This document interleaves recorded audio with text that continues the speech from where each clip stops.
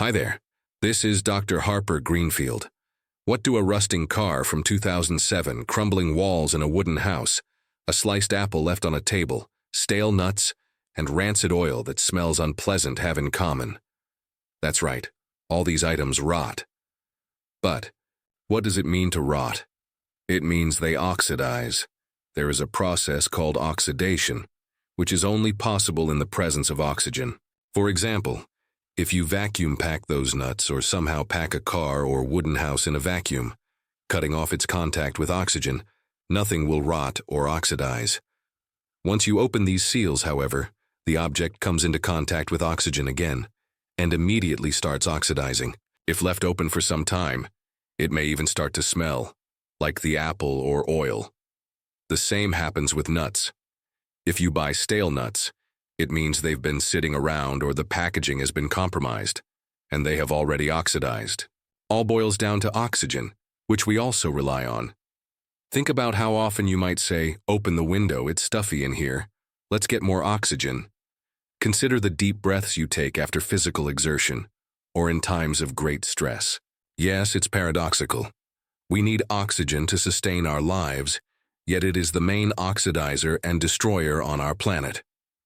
Life on Earth began not yesterday, but about 4 billion years ago, an impressive number, in an oxygen-free environment. Originally, there was no oxygen on Earth. Instead, there was an abundance of carbon dioxide, nitrogen, and many other gases. Life, as most researchers believe, began underwater.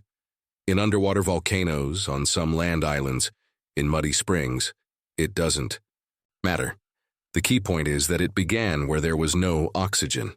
For almost the first 2 billion years, living organisms, bacteria, protozoa, some fungi, molds, all these little guys, they lived in an oxygen-free environment. There was no oxygen. Oxygen levels in the atmosphere began to rise gradually. And about 2.5 billion years ago, a significant change occurred, today referred to as the Great Oxidation Event, GOE. The materials that had previously absorbed and reduced oxygen in our atmosphere became oversaturated. As a result, there was now too much oxygen in the atmosphere for the anaerobic organisms that lived here. It was toxic to them. This event paved the way for the evolution of aerobic organisms that not only could utilize oxygen, but also evolved to depend upon it. This marked a major turning point for life on Earth. What is oxygen? Imagine a plant that absorbs carbon dioxide, sunlight, and water, and produces oxygen as waste. So, for a plant, oxygen is a byproduct waste, something to discard. Thus, we see that plants and living organisms on Earth were initially not adapted to oxygen.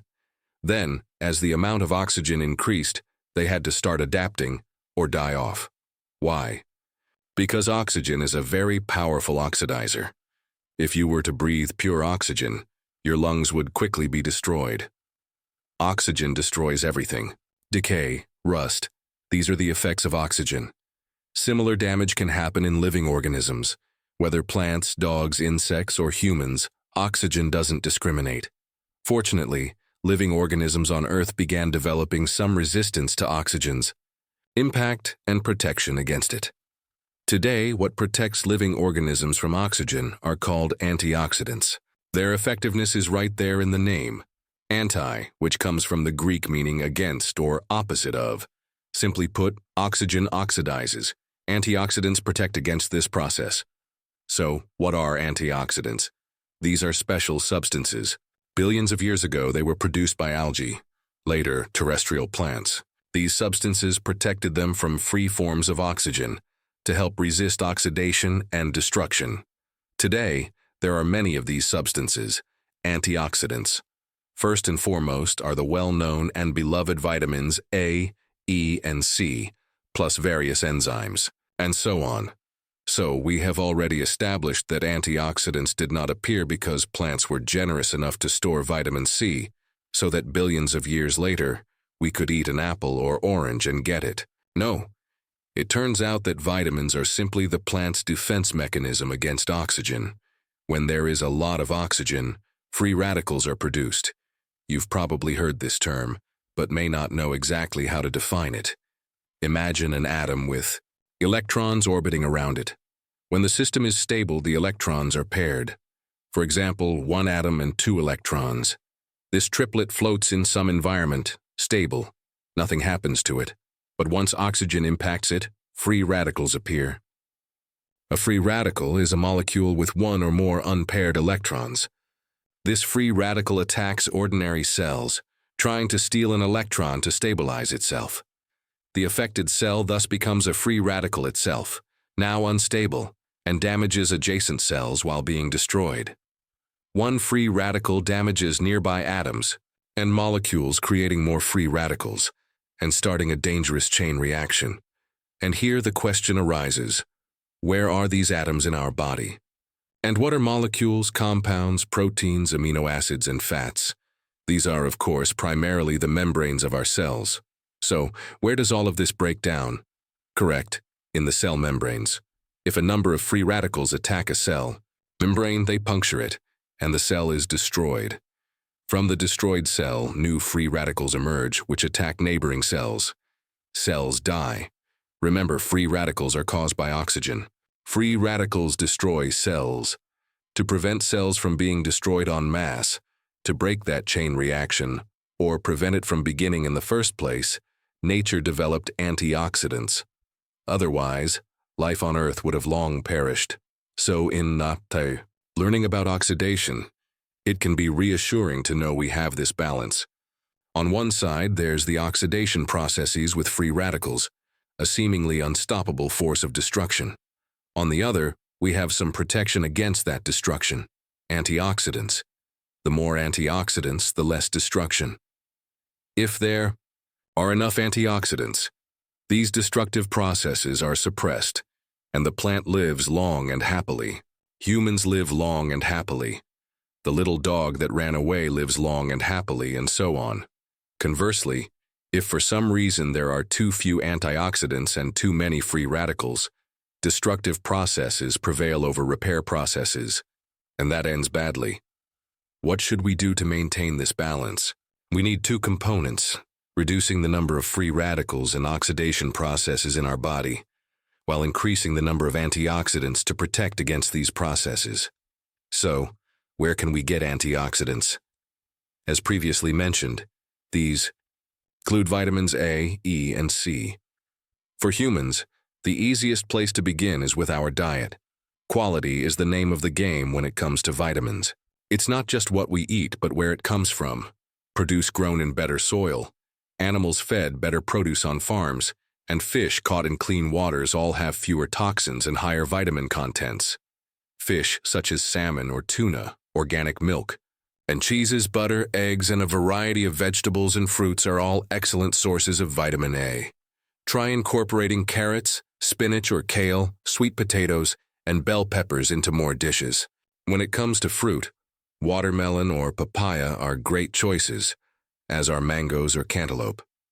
Orange juice is a classic go-to for vitamin C, of course, but it's also abundant in almost all vegetables and fruits, especially when consumed raw or lightly cooked. Besides the typical citrus fruits of oranges, clementines, or tangerines, consider incorporating grapefruits, strawberries, kiwi, bell peppers, broccoli, Brussels sprouts, or tomatoes into your diet. Good sources of vitamin E include almonds, sunflower seeds, spinach, avocados, sunflower oil, hazelnuts, pine nuts, broccoli, kiwi, and wheat germ oil. Fortified foods like cereal can also help meet your daily recommended dose of vitamin E, along with many other vitamins and minerals. Over-the-counter supplements can also be helpful to those looking to increase their intake. Whether you opt for products containing individual vitamins C, E, and A, or a pre-made complex of these vitamins. For those with dietary restrictions, supplements aren't just a matter of convenience, they're often essential.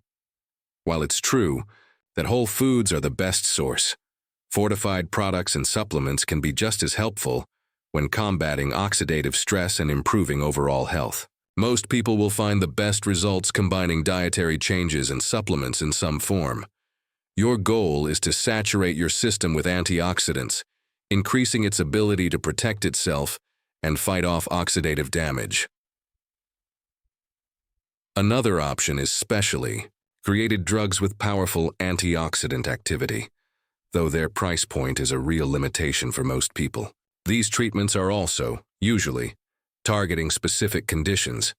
They aren't designed for daily use to support long-term overall health. If the idea of highly concentrated antioxidant sources still appeals to you, however, yet you'd prefer a natural and cheaper approach, there is a third option: incorporating turmeric into your regimen. These are plants that have excelled the most in protecting against free radicals and accumulating various kinds of antioxidants. Turmeric is perhaps the most famous of them, and one of the leaders in its number of antioxidants. Many people know about, use, and love it already. Turmeric, similar to ginger, comes from underground tubers that are harvested, ground into powder, and consumed. Typically, it's used as a seasoning in capsules or made into tea. Much has been written and said about turmeric, but if you look at various sources, they will all speak to the same two main effects: anti-inflammatory benefits and gastrointestinal benefits. Renowned for its high antioxidant content, turmeric reduces overall inflammation in the body as well as locally. Some studies also suggest it has antibacterial, anti-cancer, and anti-tumor effects. And by reducing inflammation in the intestines, turmeric can soothe the digestive system, reduce bloating, and ease symptoms associated with irritable bowel syndrome, leaky gut, or dysbiosis. How is one substance able to hold so much promise? The active compound in turmeric, curcumin, neutralizes free radicals by donating electrons to the free radical, thus preventing these reactive molecules from stealing electrons from our cells.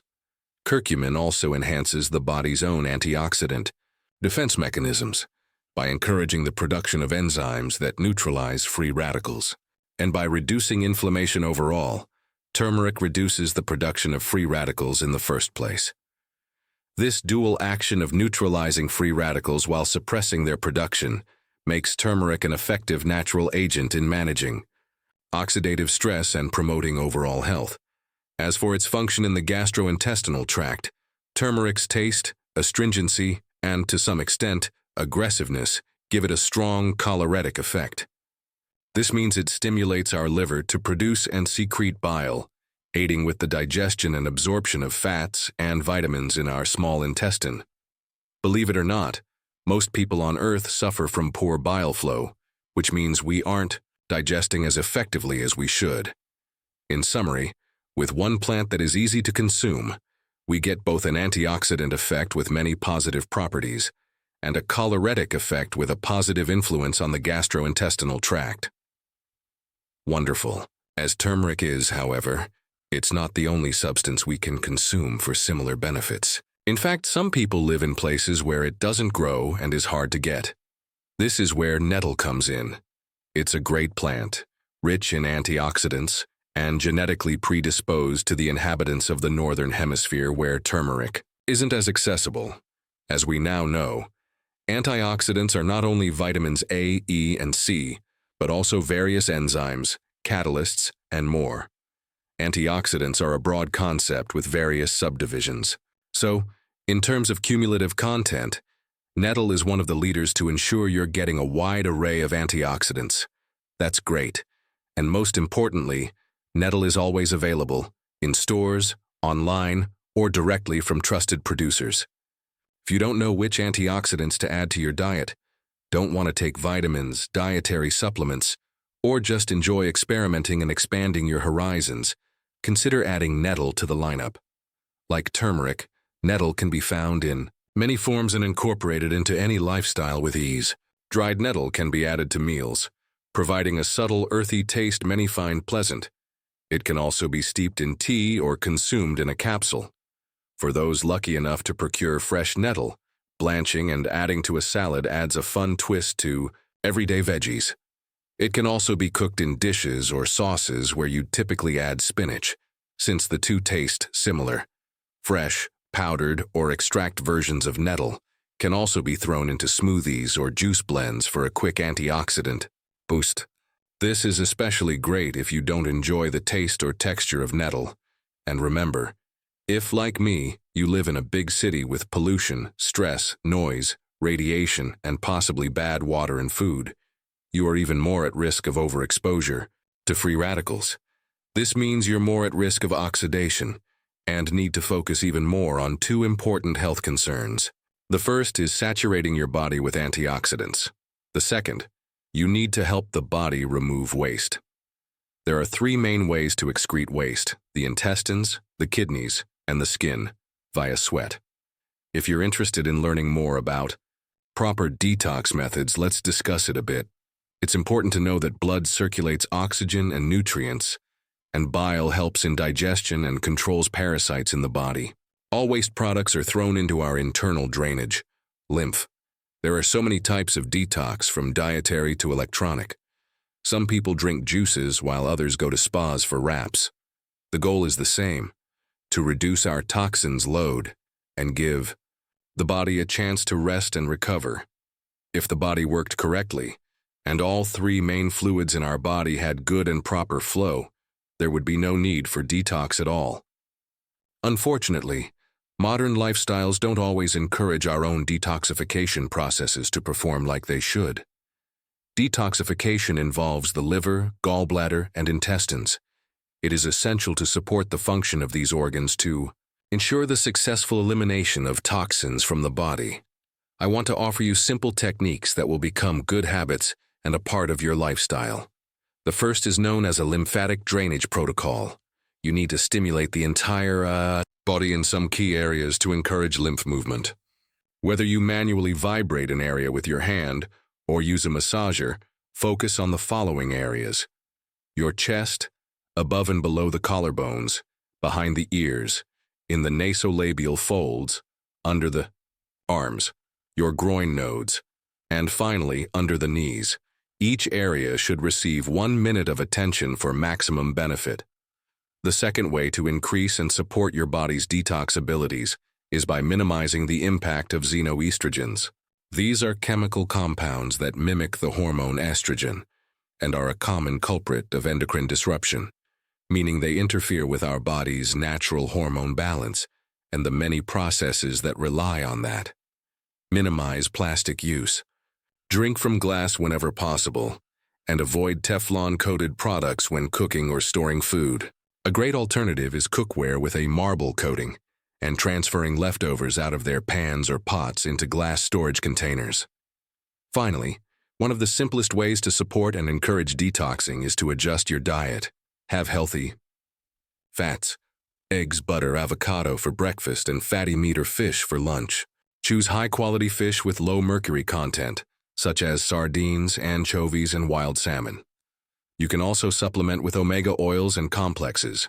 And though we've already discussed antioxidant-rich foods, you can also work to reduce or eliminate foods that inhibit your body's detox abilities.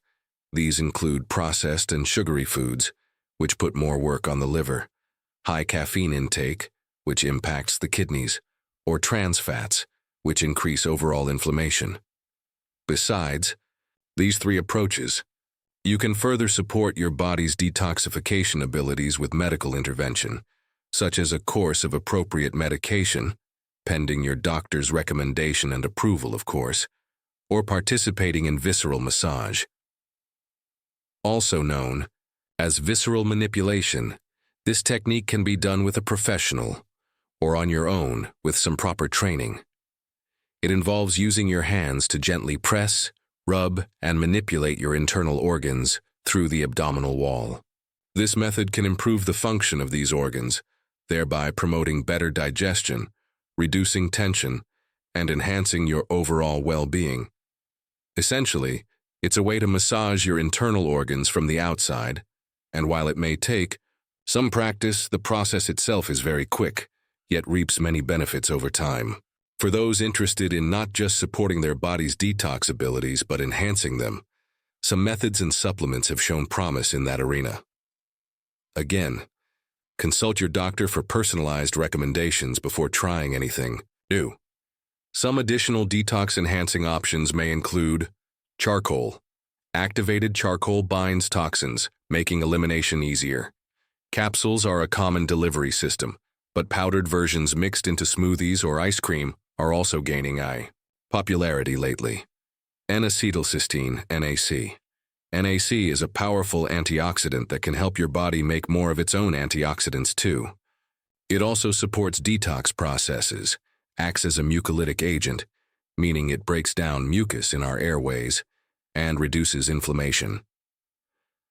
Probiotic supplementation. The healthy bacteria in your gut do so much more than aid digestion. Many help your body better absorb the vitamins and minerals in your food, as well as the precursors to vital neurotransmitters, which the entire body needs, not just your brain. Your mental health, central nervous system, muscular function, hormone production, all of these and more require neurotransmitters, and the gut is where the majority of them are either synthesized or begin their synthesis journey. Finally, let's revisit and underscore the basics. Staying hydrated, getting enough sleep, and exercising regularly all help our bodies better accomplish what they're made to do. Don't get caught up in the latest detox trend if something sounds dangerous or overwhelming. Caring for yourself is never a bad call and establishes a great foundation for these other methods to work even better in the long term. With these mindful approaches, you can improve your energy levels, support mental clarity, and sleep more soundly. Embracing these practices as part of your daily routine empowers you to take proactive steps towards a healthier, more vibrant life. So, now you know a bit more about detox, antioxidants, vitamins, and the importance of monitoring and regulating these with dietary supplements or your everyday diet. By incorporating these elements into your lifestyle, you're not only supporting your body's natural detoxification processes, but also boosting your overall health and well-being, and you need to praise yourselves for that. I sincerely thank you for watching this video until the end. Stay well and be healthy. Hit the like button and subscribe to spread health and wellness to others.